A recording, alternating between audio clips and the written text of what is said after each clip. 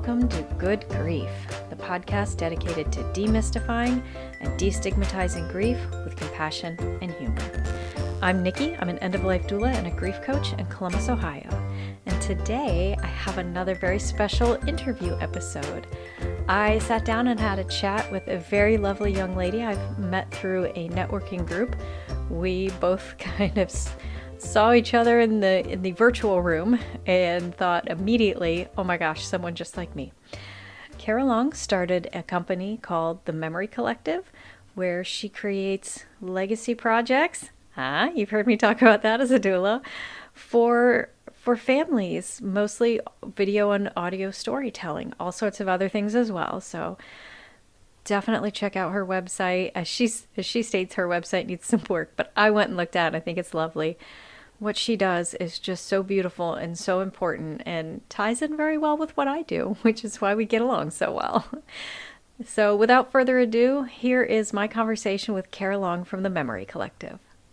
Hello, everybody. I am here today with Kara Long from the Memory Collective. I'm so happy you're with me today. So Kara, I'm going to give you a minute to introduce yourself. Tell us about you and what it is you do. Okay, sure. So happy to be here today. I love the work that you're doing, and this is so important. So, I'm honored to be here and to be able to contribute to this in any way. So what I do is my company is called the Memory Collective, and I'm essentially helping individuals and families pass down their most important memories, their stories that often get lost because we don't take the time to record those memories. And it ties directly in with a lot of the work that you're doing, just because it's often either a diagnosis, a health scare, or death that triggers people to think about, I lost my grandma, and I'm never going to hear her stories again. And there's so much that I wish I would have asked her. And that's kind of the problem that I solve. And then a little bit about me is I live in Indianapolis, actually in a little historical community called Irvington, which is just outside, it's like within the city limits of Indianapolis, but it's this little tiny district, if you will. Oh, cool. That was founded in the 1800s. And this is my childhood home, where I lived with my dad before he passed. And I just love this little community. It's very walkable, lots of old trees, old homes. This home was built in, I think it was 1916. We found a newspaper clipping of it being advertised in the paper, and the trees that are now 150, 200 feet tall were saplings. Oh, wow. I love that. Cool stuff. Yeah, really cool stuff. That's my house was built in 1917. So our houses are born almost the same time. That's amazing. I love that. Yeah. Cool. So please keep going. I was just going to say, I got married in 2019. At the same time that I started my business. I would not recommend doing those two things at the same time for anybody listening. And I'm a pet mom, so I've got 2 cats and 2 dogs. I'm a huge animal lover. And yeah, I think that's predominantly what I was going to say. Okay, awesome. So big question. What made you want to start this? This seems like a very niche business, which I love it. And you're right. We have very similar clients, and our jobs kind of marry in with each other, which is lovely. So I'm curious, what spawned you to start this? Yeah.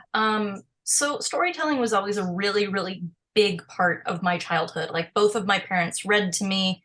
And really I just loved hearing their voice, but hearing the stories. And those inspired me. I'm also a writer. And so I have, just kind of absorbed a lot of the, just kind of the hero's journey. And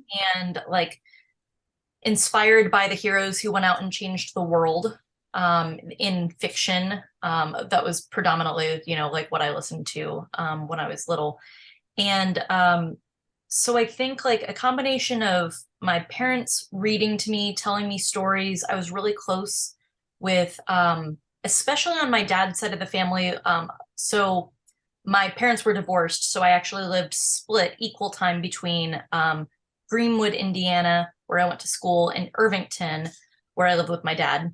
And so every other week, when I was with my dad, we would go over to my grandma's house, and there were, like 5 kids.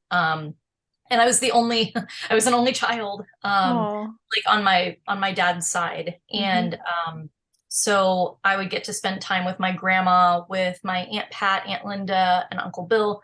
And then when Uncle Tom would come home from Pennsylvania, like around the holidays or for like Memorial Day, because he was big into Indy racing. Then I would get to see everybody, and they would all share stories, and I just have a lot of like really fond memories of them sharing stories about the family, about me, about them growing up, things like that. And so that definitely influenced me and carried with me into the future.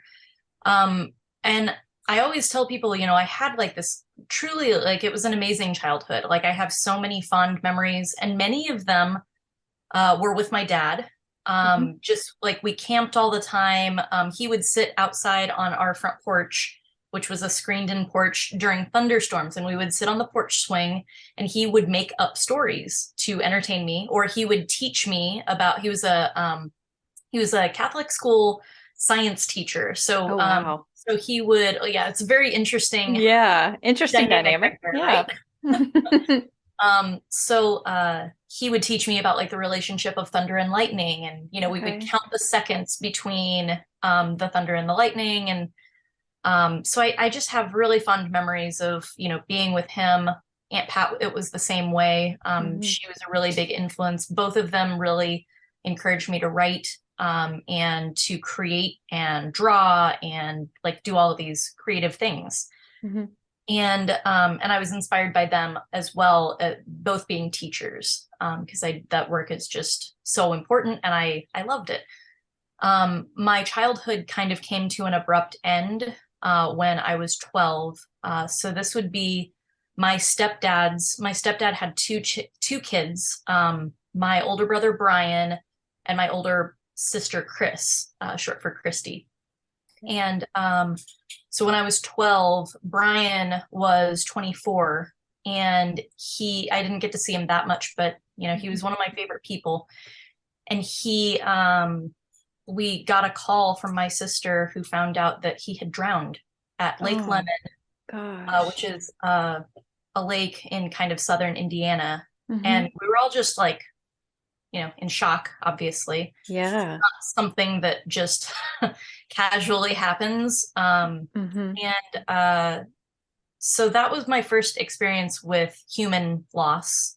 I had lost pets before and everything, and like that's hard enough. Right. But this was the first time that I realized like the people around me can vanish. They can disappear. There will be a last time that I talk to them or see them. And like I would say relatively, this maybe sounds bad to say, but like, because I didn't see him very often, he was 12 years older than me. He was off doing his own college thing. And I was still, I was in middle school at the time. So his loss, while it was deeply and profoundly impactful to me, it didn't affect like my everyday routine, because I didn't. Sure. No, that makes perfect sense. Yeah. But it was this introduction of like, this can happen.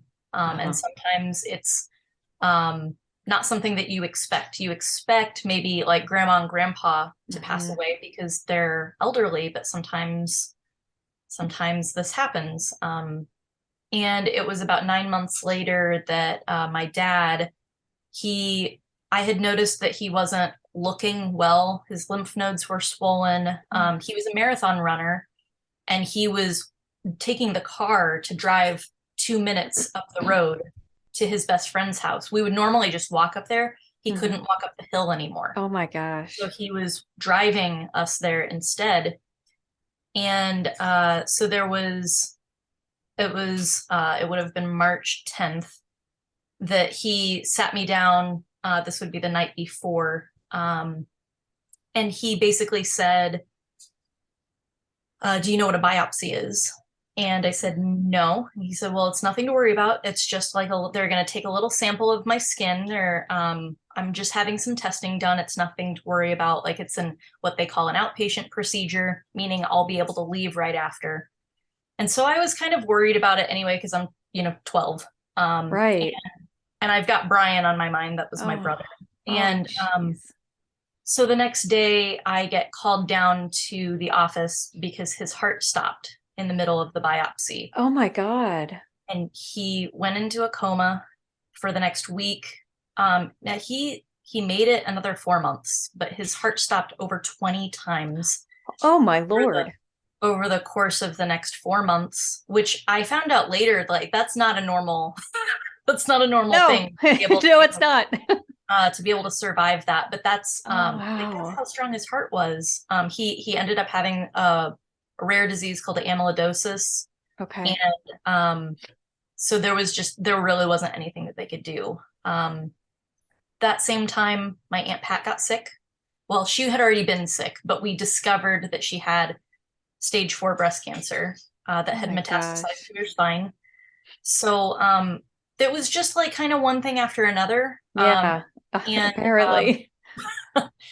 And I lost my grandma on my dad's side when I was 17. Aunt Pat passed away when I was 21, and then I lost my grandparents on my mom's side when I was 25.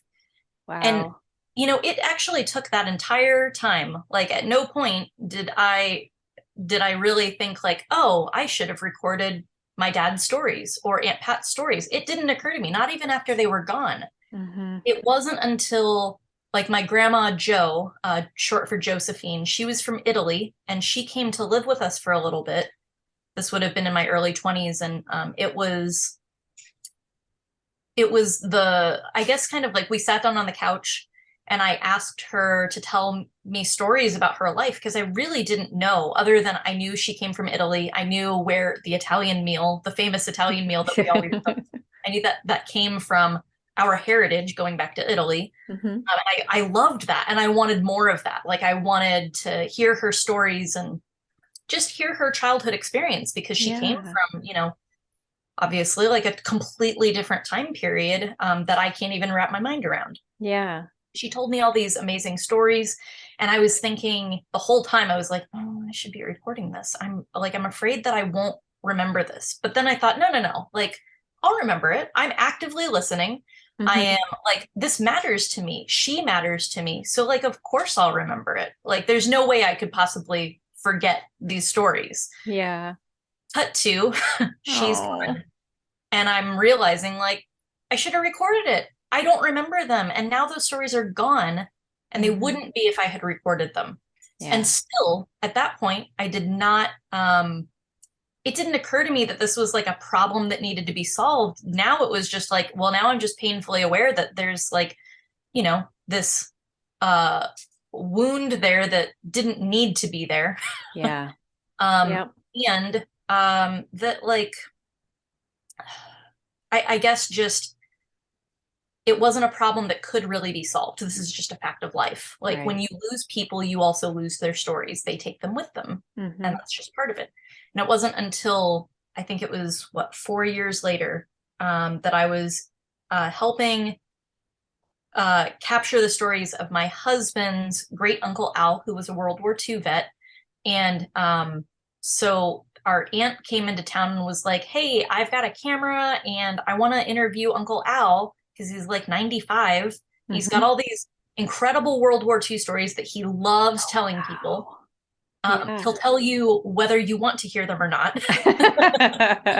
So I was like, okay, yeah, sure. Like I can come over and set up the camera, because she didn't know how to do that. And so I came over and we just sat down and listened to his stories. And then afterwards she asked me like, can you, I happened to be studying transcription and she wanted to have the stories transcribed. That turned into my first project. And it wasn't until then that I realized like, duh, of course, like we can all be doing this for our families. And for the people that don't know how to get started, where to start, how to do any of this process, they feel overwhelmed.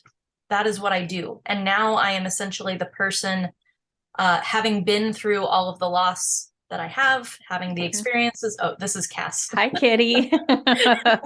Mine might join us too, so no worries.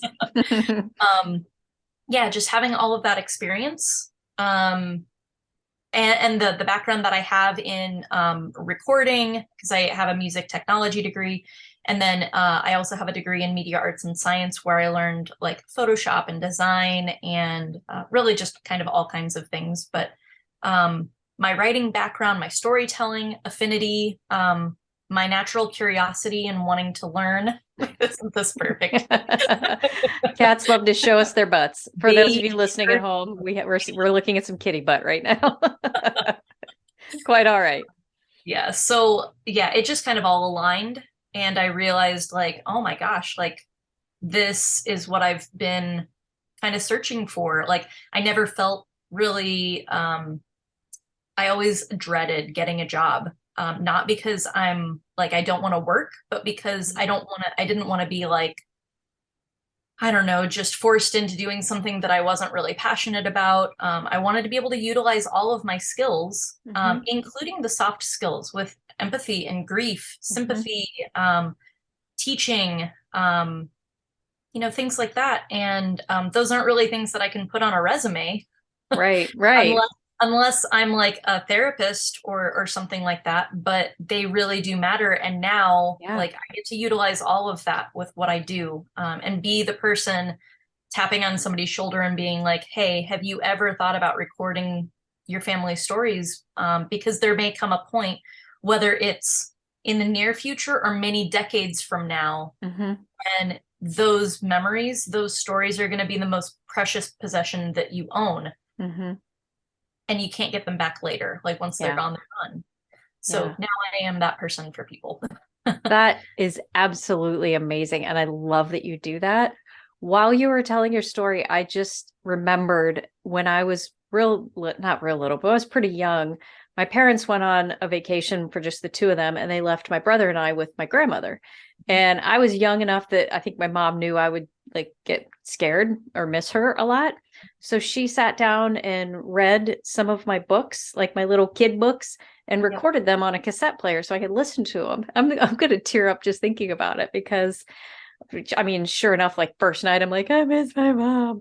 And I would listen to those and I'd hear her voice. And I mean, they're on cassette. I could probably convert them to MP3, but I lost those years ago. I don't know whatever happened to them. And I'm so mad at myself for not keeping those. And to your credit, like losing your dad, I lost my brother suddenly in 2015. And I mean, he was still alive in an era where we had technology. So I have more photos of him. We have some home movies, but I still don't have, I didn't have time to like sit down with him and let him tell some stories about his life and his experiences. And I'm never going to have that now. And my grandparents are all gone. Both my grandfathers died before I was even born. And I was pretty young when my grandmothers died. And I missed out on knowing parts about them. But that said, my aunt did sit down with my maternal grandmother, her mom, and like interviewed her, asked her all these questions about her life, and wrote them out in like a little mini book that I have. So I have that, and I will treasure it for the rest of my life, and I will give it to my niece and nephew. And I love that exists. And I wish I gave something similar to my mom. It's a journal for her to fill out with questions about her life. So I have that when she's gone. But just, what you're doing is so valuable. And I'm just so thrilled that you do it. Thank you. Yeah. And I always tell people, the like memory books and photography and scrapbooks and like all of those other forms of memory preservation are all incredible. And like I want people to continue to do those things. I just always also encourage them, like, if you can, if they're open to it, try doing recorded oral storytelling in addition to that. Supplement what you're already doing with that, because there's no replacing the sound of someone's voice. And like if they're open to being on camera, like you get so much more of like their mannerisms. You can see the expressions, and you can be like, oh my gosh, like he looks just like grandpa when he does that particular expression. Like you can see the the genetic like I don't the inherited kind of expressions and features and things like that. Like my when I'm on the phone with one of my relatives, she always says like, "Oh my gosh, you sound exactly like your mom." Like, and Oh, I don't hear it because my voice sounds different to right. me. But like when we're on the phone, she's like, "Joanne." Oh, no, it's Kara. Oh, So, like you get things like that when you have a recording. You can see you can hear tone if they hmm. say something sarcastically or they kind of give you like this meaningful look. Like that's something Uh-huh. that doesn't come across in writing, and it's also so natural for us to speak as well, because that's part of like before there was writing, we were all as collectively as humanity, like telling stories and passing that down. Like Hmm. it's wired in us to tell stories, even if it's Yeah. just like, complaining about the guy who cut you off on the, or it's like a meaningful story about, your heritage or something like that. But we are natural storytellers. Hmm. Everybody can do it. So I always just encourage people, if you have that, like that's wonderful. And that's, I Hmm. would say, the first step. And then if you are willing and interested, like, add that recorded oral storytelling in. Yeah. Um, Yes. and it can supplement everything, providing Yes. context to photos that would Hmm. otherwise lose their context, and they just become, old cool antique photos of people that are Yeah. essentially strangers that you're like, well, they were probably relatives, but I don't know Yeah. how they connect. So Yeah. if we actually take the time to document some of those photos and the context of those photos, and Hmm. even out loud, or you can write on the back. That's fine too. Yeah. But yeah, I'm all about like organization and like trying to give future generations and ourselves as much as we possibly can, because there's so much knowledge and experience and heritage culture that gets lost when those people pass away and take that with Yeah. them. Absolutely. Like, and I mean, I have boxes and boxes of photos because we were always huge about that growing up, and photos from every vacation, every birthday, every holiday. But that's just it. Like all these photos are stage photos of us sitting around the birthday cake, sitting in front of the Christmas tree. Yep. And those are great because I love seeing that. And especially the ones from when I was little in the 70s and how much things have changed since then. But I want to know what was happening. Like, dad tripped and fell twice trying to he put the timer on the camera and he tripped on the way. Or, the funny stories Right, that went right. along with those photos and Yeah. that were happening at that time. Those are the things I want to hear. And I love storytelling. Most of the podcasts I listen to are storytelling podcasts. They are my absolute favorite. I love hearing other people's stories, even if they're total strangers. I love hearing about those life experiences and what they've learned from it or didn't, or just a goofy, silly thing that happened one day that's totally outrageous. Like those are my favorite things. And those are the things I know I want to hear. And it just helps you know somebody a little better. So, Oh, so connective to hear someone yes. else's story, to be able to relate to something that they said, or just hear something that really humanizes them and allows you to like, feel sympathy or empathy for them, Mhm. or I don't know, just to be inspired by them. Like stories are just so powerful in so many Yes. different ways. And I know like when I do stories with, I've done them with my family, but I've also done them with people that I've met along my journey. Hmm. And when I'm finished with a project, I feel like almost soul connected with this person, because I've now Yeah. sat and listened to their whole life story, Hmm. and I just feel like I really, really know you at like a level that maybe a lot of people don't. Yeah. And I think that like if I feel that way, having no genetic ties to them whatsoever, like think of how impactful that would be for now, like the grandchild who never really got to know them that well, to be able to take these stories and be Hmm. like, wow, like I really, really know my grandpa, even though like he died before, like I was 3 when he died. But I feel like I really know him because I Yeah. have these videos of him telling these stories. Like Yeah. that's what I want to create for people. That is, and what an honor. Like I always say for me, it's an honor for me to be part of such an intimate part of somebody's life when they're dying. And for you, like same, what an honor to be Yeah, it part of really is. such an intimate experience with a stranger for the Yeah. most part, you know, assuming you're mostly working with strangers, like Yeah.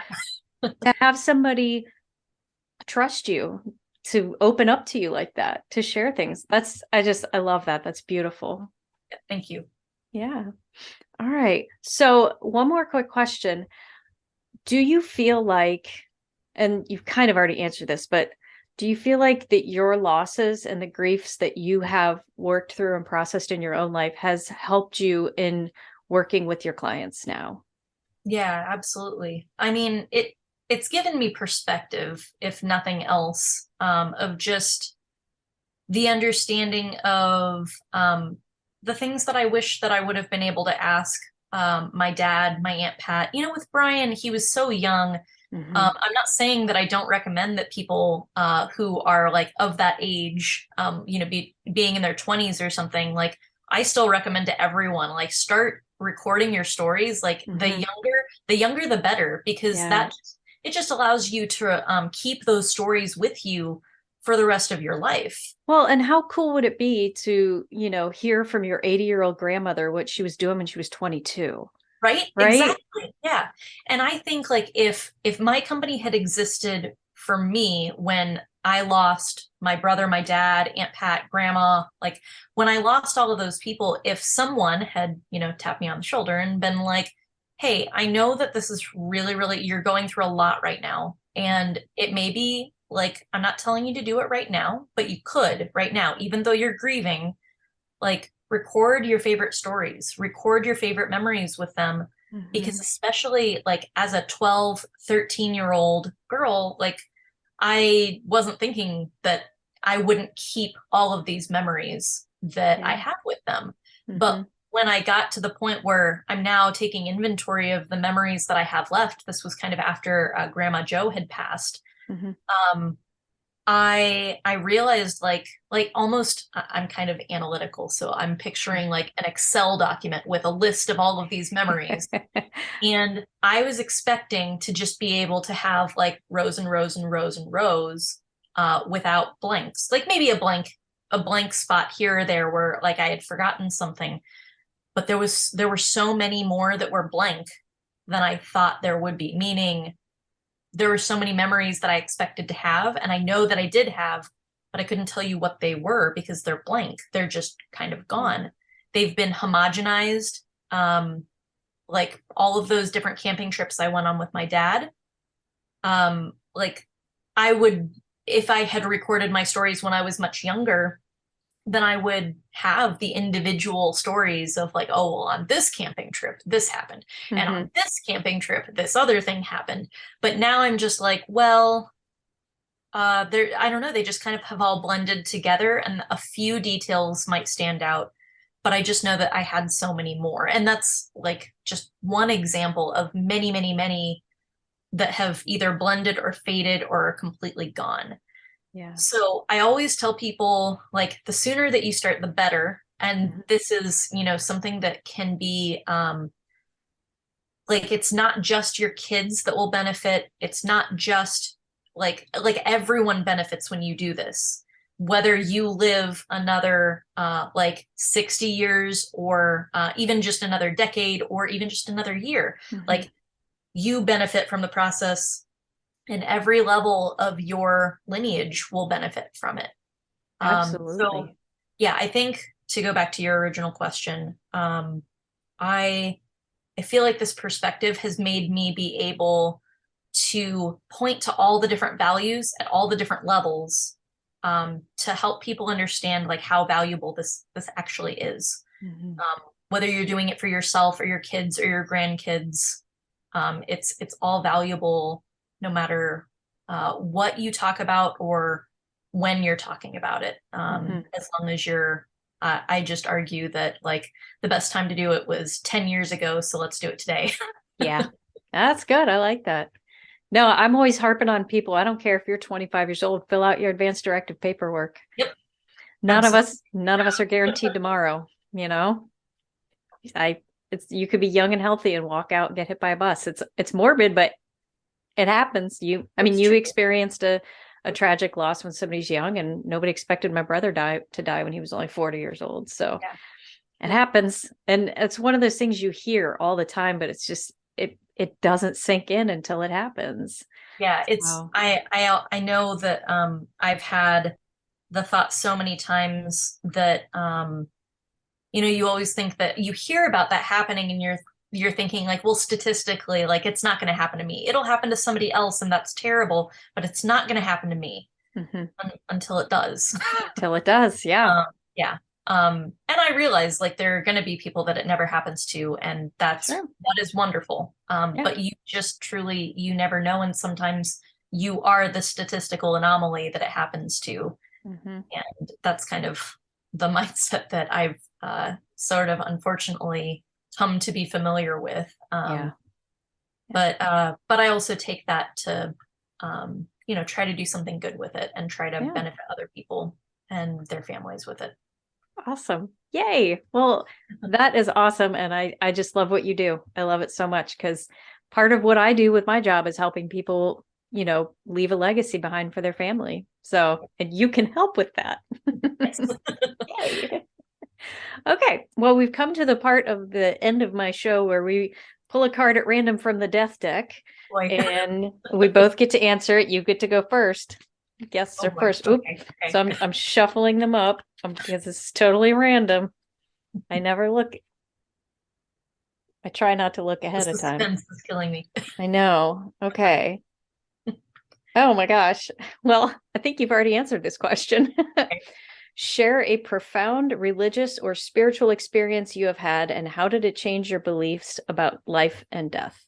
I mean, kind of answered that with, it's not necessarily a religious or spiritual experience, but you've had some significant losses.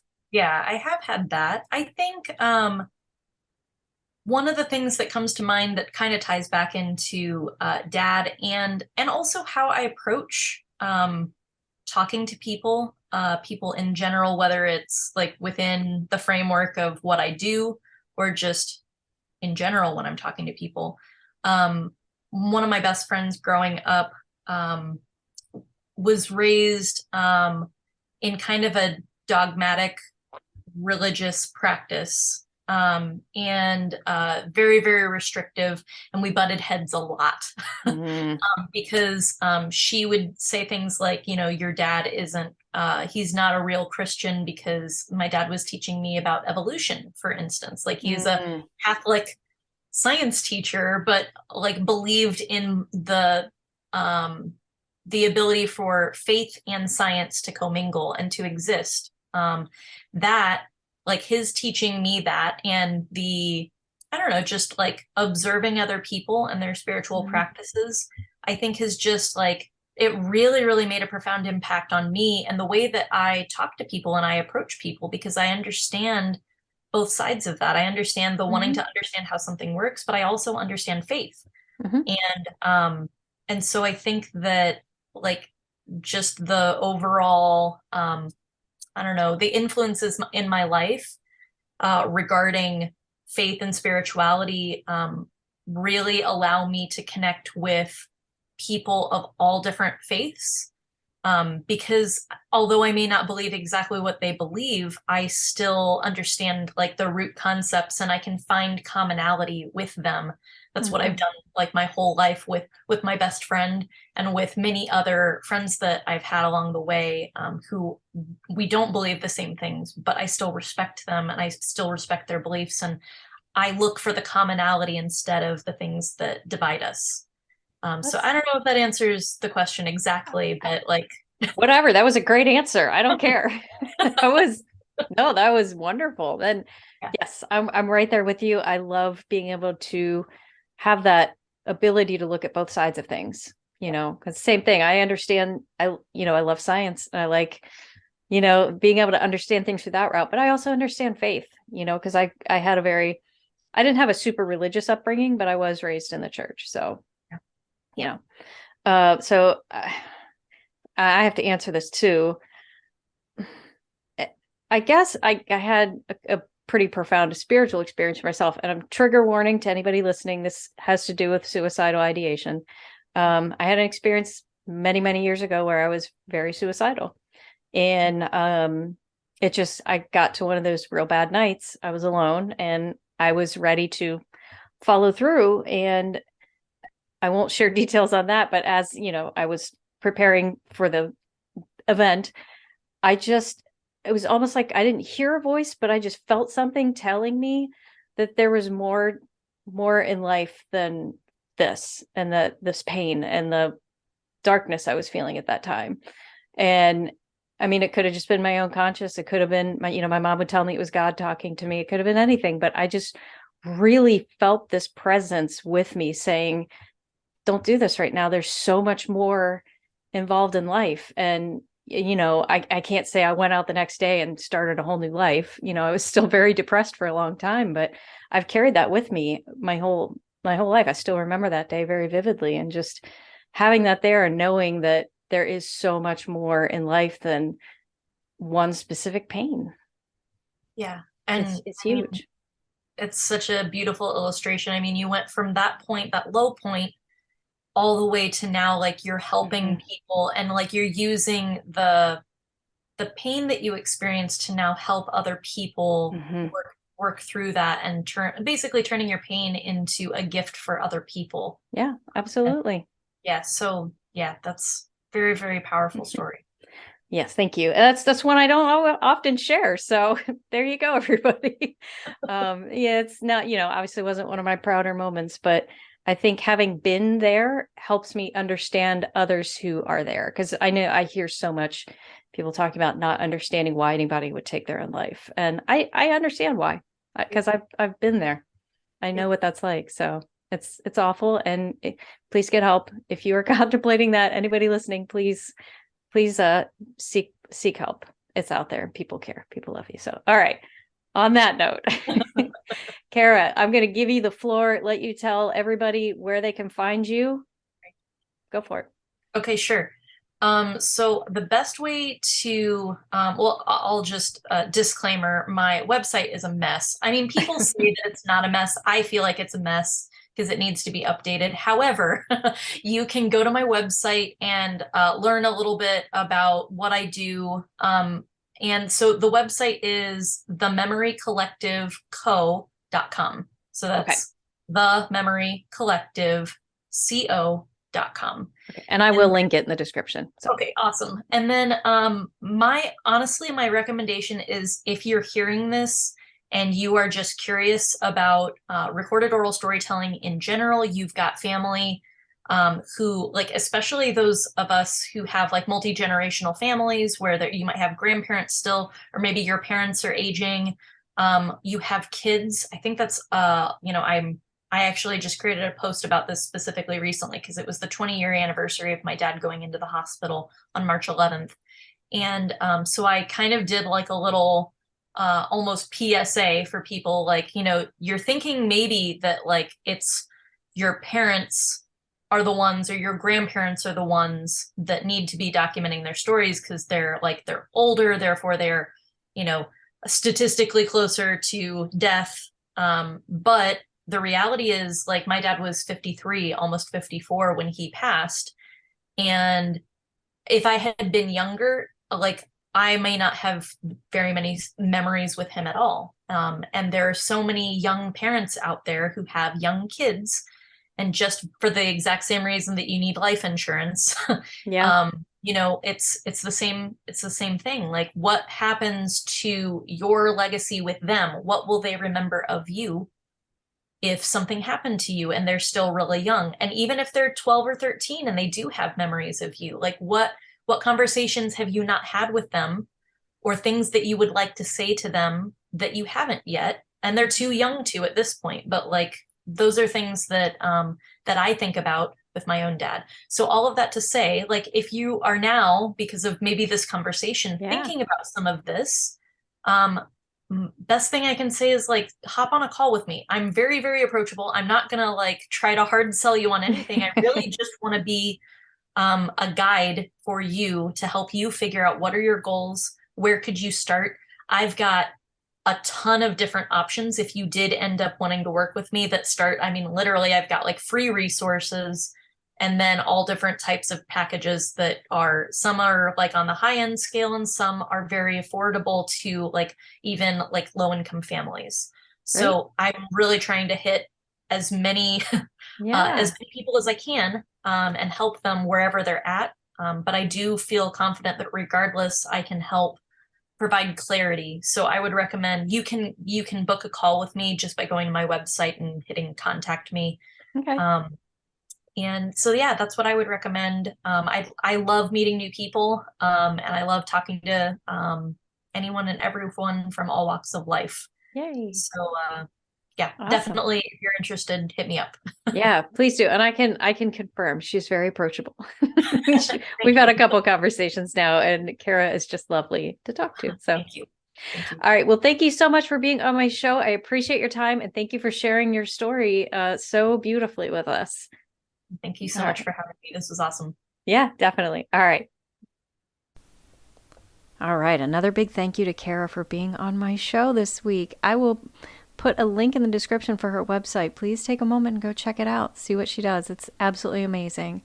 And reach out, contact her, have a chat with her. She's lovely. Tell her I said so.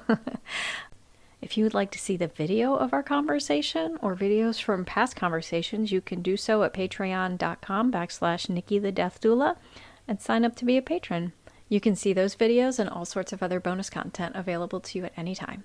All right, thank you so much for tuning in this week. And remember, your grief is yours, your feelings are valid, and grief doesn't always have to suck.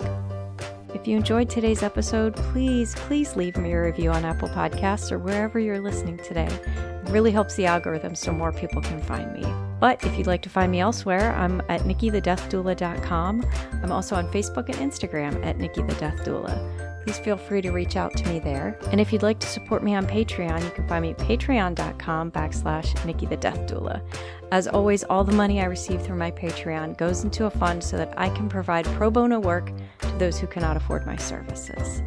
You'll also get access to bonus content and maybe even a shout out here on the podcast. Scripts, editing, sound design, production, literally everything is done by me, myself, just me. Except for the music. The music is Cheery Monday by Kevin MacLeod, and you can find license information at filmmusic.io/standard-license. And as always, a special shout out to my best friend and husband for continuing to support me along the way.